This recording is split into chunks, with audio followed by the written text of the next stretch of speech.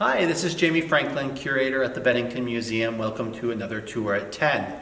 Today I am here in our Peresky Museum court in front of a case that is part of a small little temporary installation that we pulled together in conjunction with a program called Voices from the Grave, in which we collaborated with the Bennington Community Theater.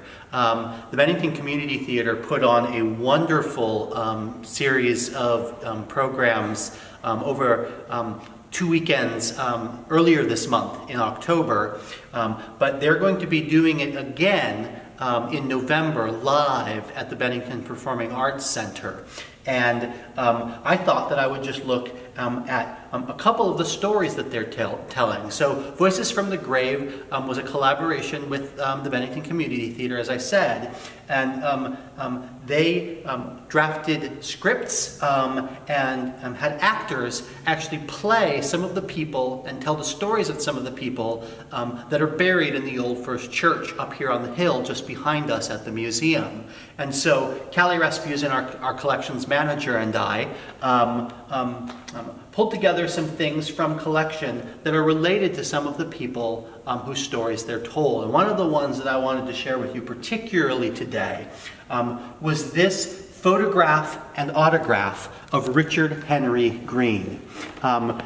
This is an object that has been in our collection for quite a while, but we were not aware of it until just recently.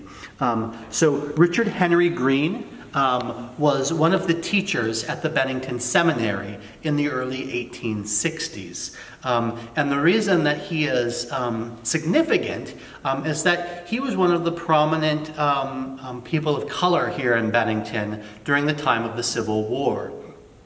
He was originally from New Haven, Connecticut, and in fact he went on to become the first black man to graduate from Yale University there in New Haven.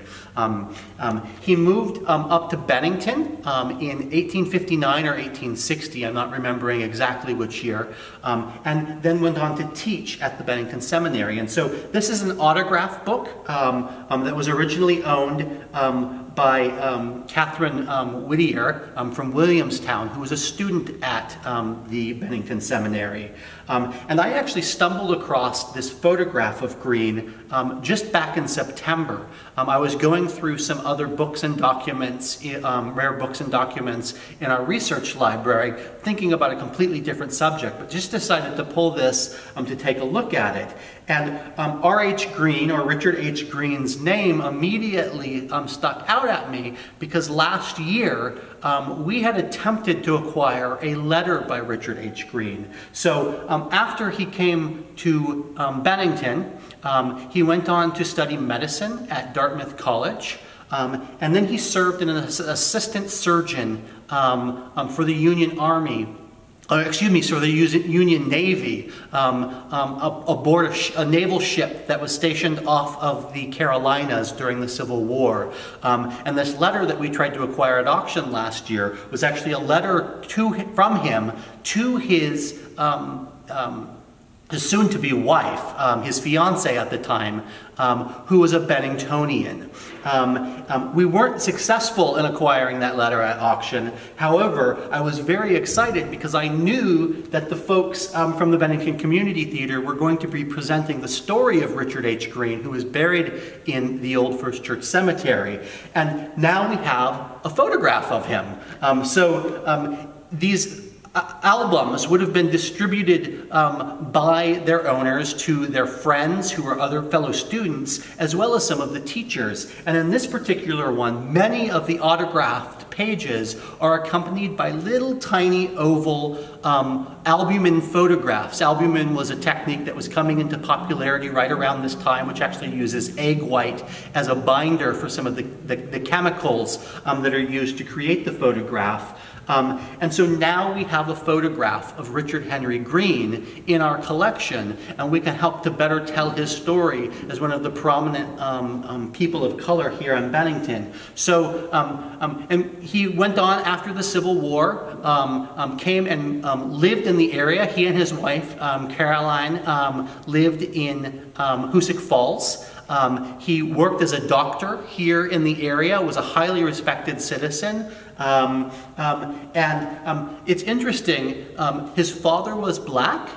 In U.S. censuses and other records when he was attending college down in New Haven at Yale, he was listed as colored. However, in the 1870 census, here when he was living in Hoosick Falls, he's listed as white. And in this photograph, we can see that he's very clearly lighter skinned. And I think this is an interesting thing to think about. As a black man living in the community in Bennington, I'm sure it would have been difficult during the Civil War, though lots of Benningtonians and people were supportive of the Union cause and freeing slaves. Being a man of color here in Bennington probably would have had its disadvantages during the Civil War, as unfortunately it still does in many ways today. And so he may have either intentionally or unintentionally passed as a white man because of his light color. And now, because we have this photograph, again, we get to tell these stories that broaden our perspective of the people that lived here in Bennington during the period of the Civil War. That's it for this edition of Tour at 10, and hope to see you again soon. Thank you.